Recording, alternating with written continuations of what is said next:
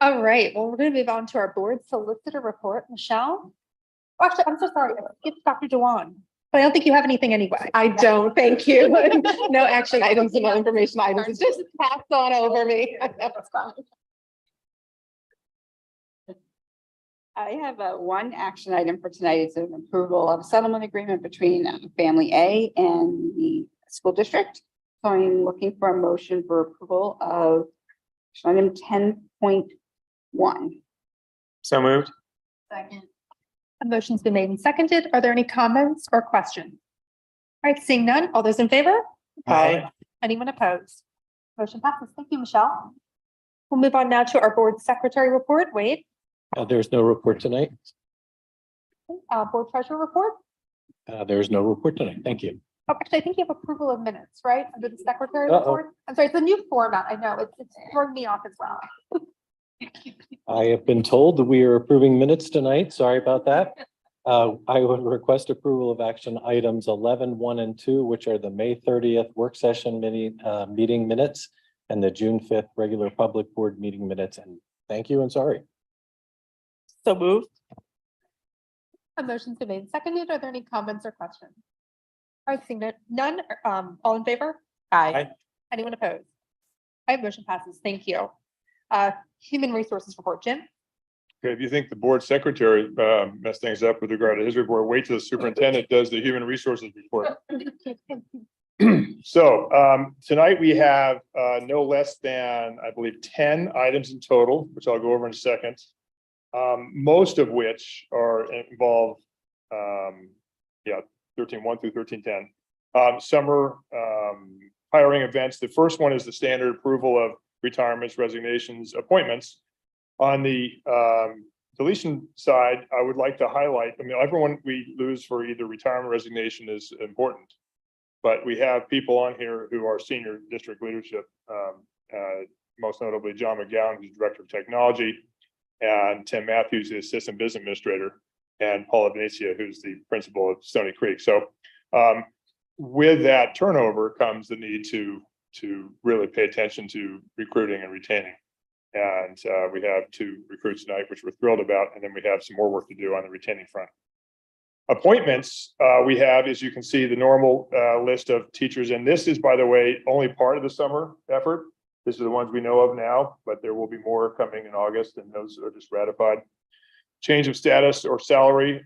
We have a few people doing different things. Typically no change in salary, but just different titles. We have a little bit post-pay or post-season pay for sports and coaches. That's always a good, the longer that list is, the better it is for West Nation, just to be clear. Extracurricular appointments and resignations. This is always a moving target over the course of the summer. Lots of clubs and coaching adjustments. And list of volunteers, which is always important. Substitute list the same. We have extended school year appointments. I'd like to say this means either all the various summer school programs we have going on. And as you can see, the list of names here, it's an incredible amount of work, because to the extent they are not our employees, that's a whole lot of onboarding and in processing. But we're appreciative of their presence because they're helping us provide that summer school experience. We have a release and separation agreement for district and 1 employee. We have approval of fall extracurricular activities, and that's moving forward. Some extra, typically coaches, appointments in all grades. Long list. So a few new job descriptions, and those often come when there's time to do a search for somebody to replace. We take a look at the job description, just update it as needed. We have a professional membership, item 13.8. 13.9 is a conference attendance approval. And then 13.10 is a revision to the administrative salaries, which I prefer to call the district leadership salaries for the 23-24 school year. And those are the 10 items under human resources. So having said all of that, I would like please to ask for approval of action items 13.1 through 13.10. So moved. A motion's been made and seconded. Are there any comments or questions? The only comment I have, Jim, is the math specialist. That is one of the positions we are approving this evening, correct? Under 13. 13.7, correct? 13.7 is view job description. Yes. Okay, great. All right. Any other comments or questions? Wait, what was that? Where would that person be? Sorry, I'm just unclear on what that was. Yeah, this is we have in place now a math specialist at the middle school level. We heard tonight there's a call for it at different levels, but the person who was there is going to do something different, so it gives opportunity to revise that job description. Any other comments or questions? All right, seeing none, all those in favor? Aye. Anyone opposed? All right, motion passes. Thank you. All right, we will move on now to our communications committee report. Seppi? Just one informational item. Our new website is up. Thank you to Kristen Rowlands and Suzanne for all the work.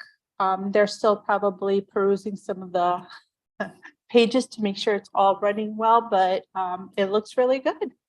So check it out. It's a lot better to navigate. I have no other items today. The website does look great. Okay, moving on then to the curriculum and technology committee, Dr. Dewan. Thank you. Yes, this evening we have no informational items, but we have 4 action items for which we'll seek approval. Item number 1 is a ratification of outplaced educational services and related tuition costs for ESY for students listed in the attached supplemental document there. Item number 2 is to award mental health services for this summer 2023, as well as the 23-24 school year to Aldersgate Youth Services. Funding for this support is through a state mental health grant that was awarded to the district. Item number 3 is to award mental health services for the 23-24 school year to Child Family Focus. And funding for these supports is provided in part part of a county-wide grant award. And item number 4 is we're asking for the board to approve of the instructional resources. It's a renewal of digital licenses for delivering social studies curricula. This is, as I mentioned, renewal, so this is not anything new for grades 9 and 10. So this evening, we're seeking a motion to approve action items 15.1 through 15.4. So moved. A motion's been made and seconded. Are there any comments or questions? All right, seeing none, all those in favor? Aye. Anyone opposed? All right, motion passes. Thank you, Dr. Dewan. Facilities and Transportation Committee? Joe? Thanks. Good evening. Tonight we have 4 action items up for vote. And I'm going to ask Wade if maybe he can give us a quick summary of each of them. Thank you very much. While Brian's going to go to the podium, he's going to describe the first action item. The second item is supporting testing in supportive action 16-1. 16-3 is also support of action 16-1, and 16-4 is cleanup to Stony Creek. For 16-1, we do have our design team here tonight. In addition to Brian Russell, our Director of Facilities, we have Arif Fazil, who is the President of Dewey Engineering, Mike Sander, who is a Project Manager of Dewey Engineering, Chris Carson is Breslin Engineering, a Project Manager, and they are an outstanding overall design team, and we're very appreciative of their efforts. Brian's going to give a quick summary of the project and where we are. Good evening, everyone. We are happy to say that we are under budget. After all the prime contracts came in, the original budget was $21.1 million. The total came into $20.2 million.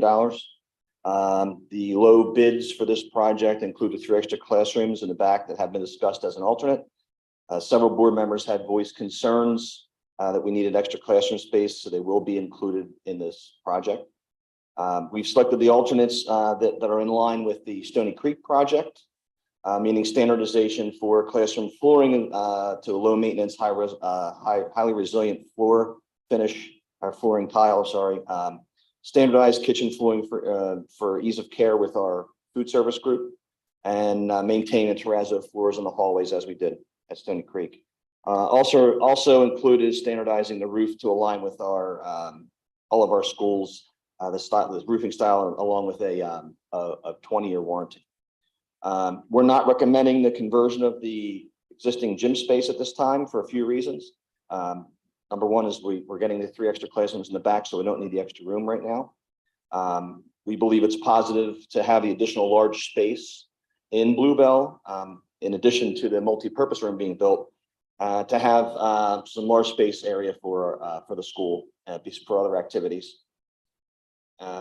If needed in the future, we can always convert the gym, the existing multi-purpose gym area, to classrooms pretty easily and quickly, as we already have the architectural and engineering design for that.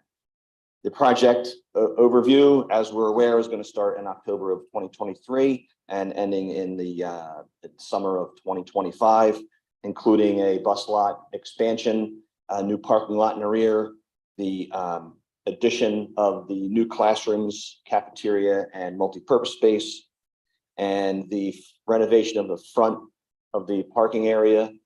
And then finally, the renovation of the current cafeteria kitchen area to our emotional support area. That's all I have.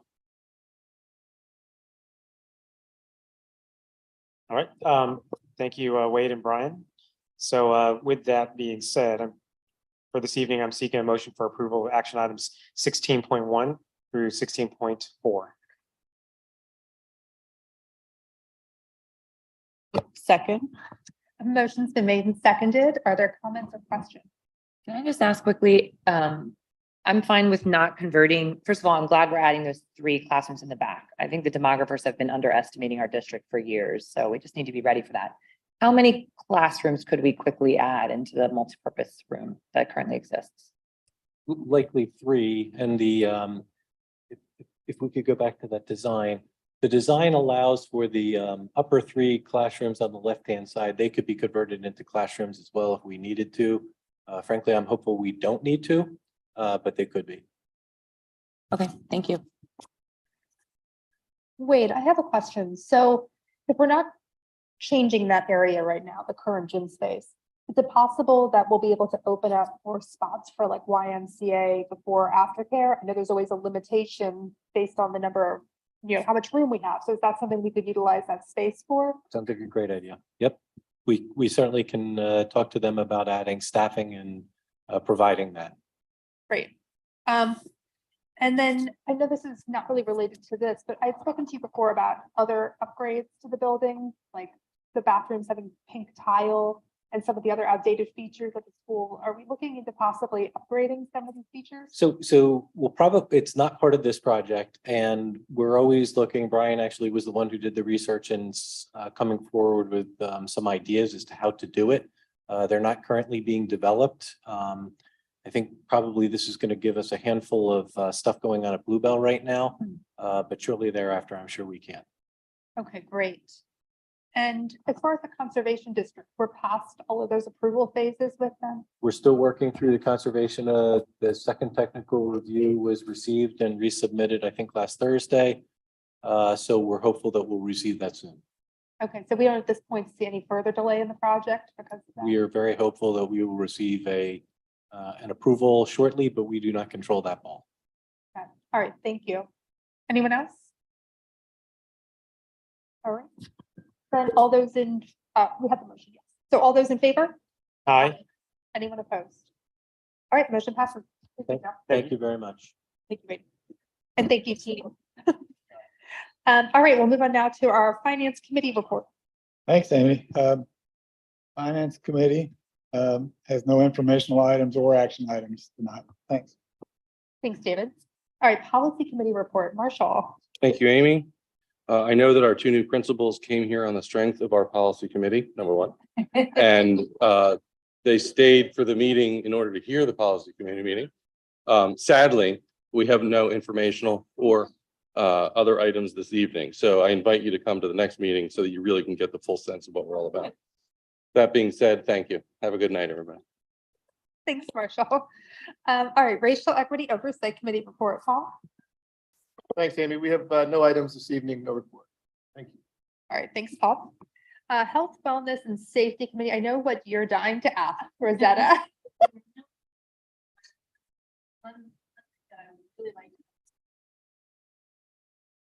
Our next meeting, you mean? Our next. Yeah. Can we get a date set for that? Yeah. Okay, so we'll work, I'd like to do it before the start of school year if we could. All right, so we'll work on getting a date. We'll work on getting a date. I'll work with Jim and I'll talk to you, Lobby. Okay, sure. Good. All right, thanks so much, Rosetta.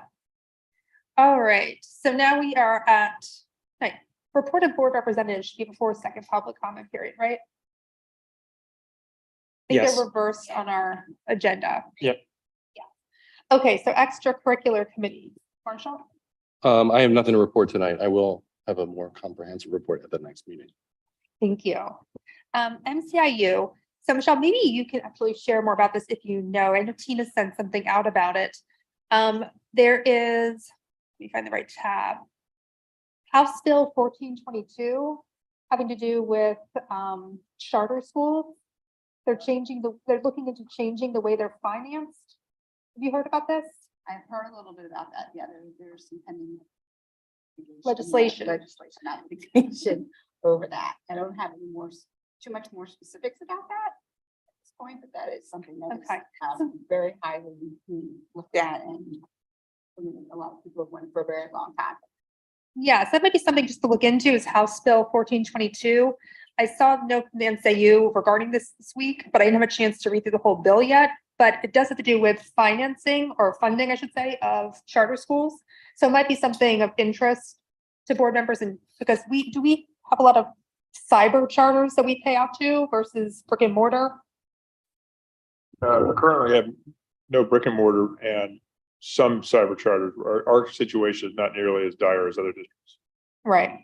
All right, well, it just might be something of interest still to board members if you're interested in reading House Bill 1422. Amy, the legislation specifically focuses on the payments that school districts need to make to cyber charters specifically. It doesn't really address the brick and mortar charter funding situation. In Wissahickon, all of our charter kids are in cyber charters. But as Jim sort of referenced, thankfully for us, it's a very tiny percentage of our school age population in Wissahickon, so it doesn't hit us as bad as it does a lot of other districts. But nevertheless, the proposed legislation would essentially standardize and in general reduce the charter tuition that we pay and all the other districts pay to cyber charters. That'd be great. So yeah, read up on that if you have a chance. All right, and now, let's see, North Monco. Zeppy? Has there been any meetings? No. PSBA, Deanne, anything? No, but you know what? I'll look into that bill and have a little report in August for our meetings, just so everyone understands what's going on. I do think it's really important for the state of education in Pennsylvania, even if it doesn't affect us. So maybe put out like a call to action, and maybe we can write some of our representatives, make that possible. And I have nothing for the other thing I'm part of. What is it? Employee Relations Committee. I have nothing. Okay, thanks, Deanne. All right, now we should be at our second public comment period. All right, and we have a few people registered. This one was first. So Terry Williams. And again, I'll just remind everyone, when you approach the podium, please state your name, your municipality of residence, the topic on which you're speaking, and please limit your comments to 3 minutes. Thank you. Hi, this is Terry Williams. I'm from Ambler, Bully Moline. I just had a few comments, and I feel silly because I'm a month late about and I wasn't able to make the meeting last month, which I apologize. But I felt compelled to say something in reference to our Pride Month, and a reference to all the other nationalities that should be addressed. We understand that Juneteenth is African American month for African Americans, as well as Pride Month. And I was told that a lot of the students a couple of the students came and compelled their views on being prideful and why they felt they should feel included. This issue here, I feel that I could have had students here, but I did not want to subject them to this way of speaking or put it in their head or a notion that you're being treated this way because of the color of your skin or because this is the way you are or the way you look or what have you. We recognize that the true racial equality in America is far from over. That today, our legacy of slavery and racism in America is not a historic event. It's a moment, it's a present in today's society, unfortunately. As the holiday has yet passed, we recognize that members do celebrate different ways. But I just think that in order to reach our students and let them feel equal is to make them feel equal all the way around.